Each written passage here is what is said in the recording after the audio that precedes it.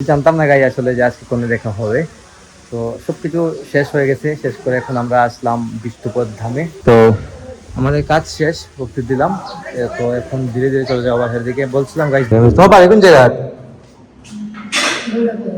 বেরোবাজার। ভেবেছিলাম যে সিএনজি নিয়ে যাবো, তো কখন কোথায় আটকে যায় গাইস বলতে পারি না।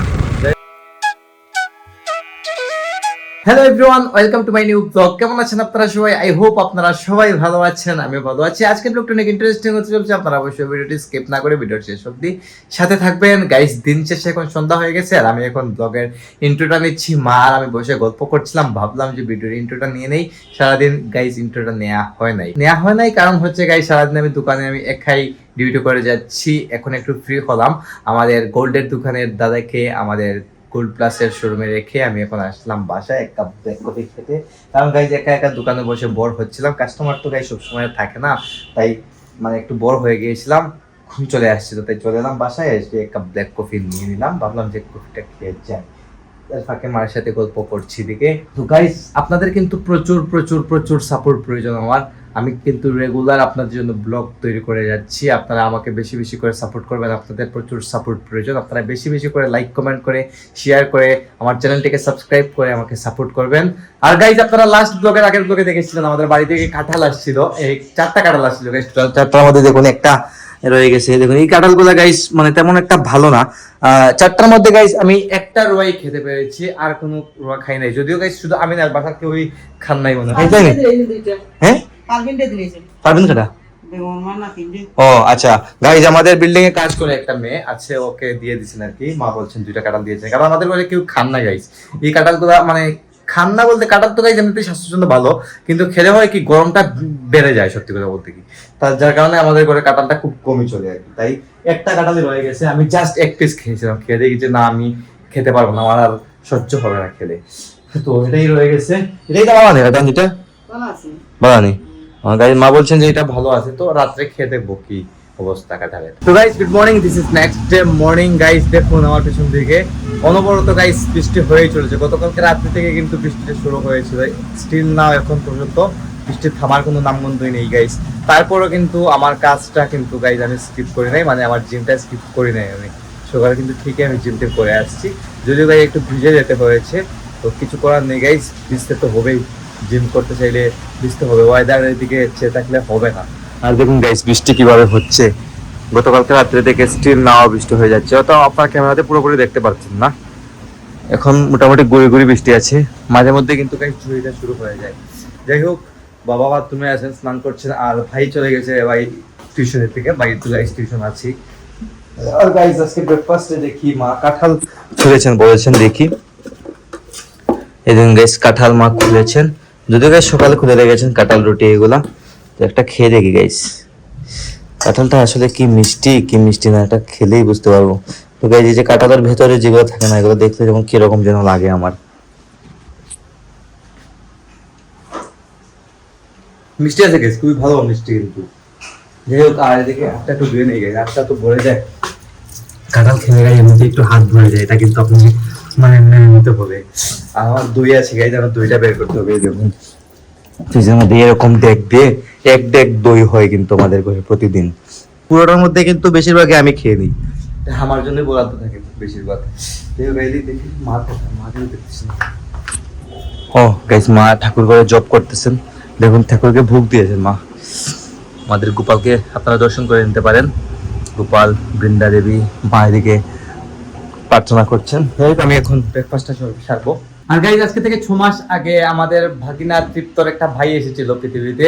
তো আজকে কিন্তু ওর অন্নপ্রাশন, বাট গাইজ বাবা মায়ের যাওয়ার কথা সেটা যেতে পারছেন না, কারণ হচ্ছে প্রচন্ড বৃষ্টি হচ্ছে। তো মা কিন্তু গাইজ সকাল থেকে রেডি হচ্ছিলেন, ধীরে ধীরে সব রান্না করা গুছিয়ে নিয়েছিলেন মা ধীরে ধীরে যাওয়ার জন্য, কিন্তু গাইজ যাওয়ার হলো না একমাত্র বৃষ্টির কারণে গাইজ। আর এখান থেকে আমাদের বাড়ি অব্দি যাওয়া যায় গাইজ, কিন্তু এই সাইডটা কিন্তু আসলে কাঁচা রাস্তা থাকার যাওয়াটা কিন্তু খুবই মানে কষ্টসাধ্য হয়ে যায়, ইম্পসিবল বলবো না, কষ্টসাধ্য হয়ে যায় বিদায় আর যেতে পারছে না। অনেকটা রাস্তা গায়ে হেঁটে যেতে হয়, আবার নদী পার দিয়েও যেতে হয়, ওইদিকে আবার ব্রিজ টিজ কিছু নেই, একটু মানে ভিতরে আর কি, গ্রামের ভেতরে রাস্তাটা। তাই গাইজ আর যার নাই, রিক্সটা নেওয়া নেই আর কি আজকে। তোর আজকের দাও হইতো জানি খারাপও লাগে। গাইস মা কিন্তু গতকালকে থেকে প্রিপারেশন নিয়েছিলেন যে আজকে যাবেন ওখানে মানে ছোটদের বাড়িতে, কিন্তু গাইস যাওয়া হচ্ছে না, খুবই খারাপ লাগার কথাই আসলে। যাই হোক, আর এদিকে দেখুন বগুড়ার দই শেষ নি, বগুড়ার দই শেষ। হুম শেষ। গাইস দেখুন বগুড়ার দই আসছিল একদম খালি হয়ে গেছে। দইটা কিন্তু গাইস খুবই মজা সত্যি, তবে দইয়ের মধ্যে চিনি থাকে গাইস, এটার মধ্যে ঠাকুরের প্রসাদ নিকো, হ্যাঁ। ওটা হচ্ছে গাইস ঠাকুরের প্রসাদ। আর মা এদিকে মুড়ি আর দই দিয়ে নাস্তা নাস্তা করছ না সকালে? করছিলাম রুটি একটা খাইছি, পেটও লাগে। গাইস খিদা লেগে গেছে গাইস, মায়ের খিদা লাগার কথাই গাইস, অনেক সকাল ঘুরতে করেছিলাম, ওটা কিন্তু রান্না বান্না কমপ্লিট করেছিল। তো গাইস আমাদের বাসায় একজন মহিলা এসেছিলেন সাহায্য নিতে, তো মা ওনাকে খাইয়ে দিচ্ছেন, কারণ হচ্ছে গাইস লাঞ্চের টাইমে এসেছেন, তো তো মা না খাইয়ে ছাড়েন নাই। দেখাচ্ছি আপনাদেরকে, এই দেখুন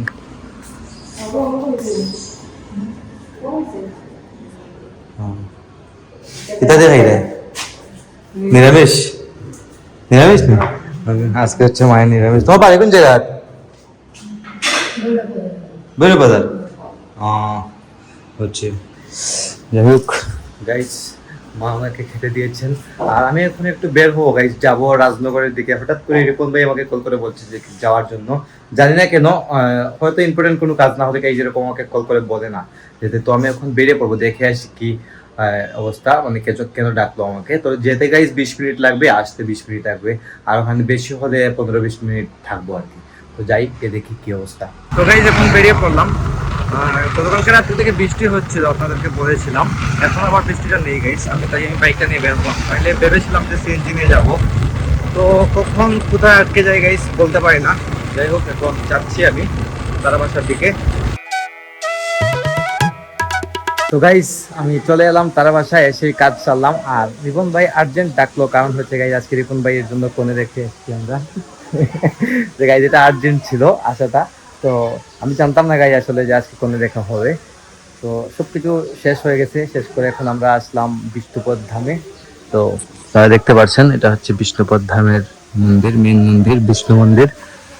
তারপর হচ্ছে এদিকে পিণ্ডদান কুঞ্জ মন্দির, শ্রী শ্রী তুলসী মন্দির, তারপর এটা হচ্ছে শ্রী মহানামব্রত স্মৃতি মন্দির, এদিকে হচ্ছে শিব মন্দির, শুধু মন্দির আর মন্দির গাইস বিষ্ণুপদ ধামে। তো তারাবাসে আসবো গাইস, বিষ্ণুপদ ধামে আসবো না সেটা কিন্তু হতে পারে না, একটা তো প্রণাম দিয়ে যেতেই হয়।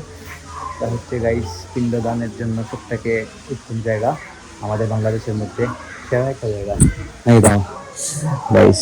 যাই হোক, তো আমাদের কাজ শেষ, ভক্তি দিলাম, তো এখন ধীরে ধীরে চলে যাওয়া বাসার দিকে। বলছিলাম গাইস 20-25 মিনিটের একটা কাজ, সেই কাজটা সারা হয়ে গেছে অলরেডি।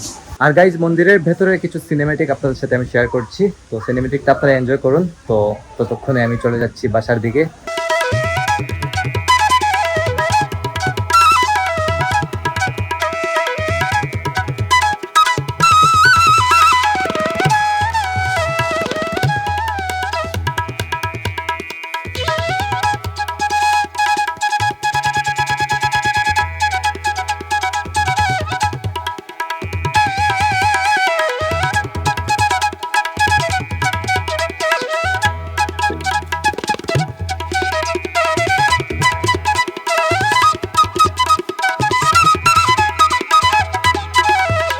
তো গাইস চলে এলাম বাসায়। আর রিপন ভাইয়ের কোথায় যাওয়া, রিপন ভাইয়ের জন্য কোনে দেখতে গিয়েছিলাম, আমাকে বলে নাই গাইস, জাস্ট আমাকে বলছে যে একটু থাকার জন্য সাথে, যার জন্য যাওয়া আর কি।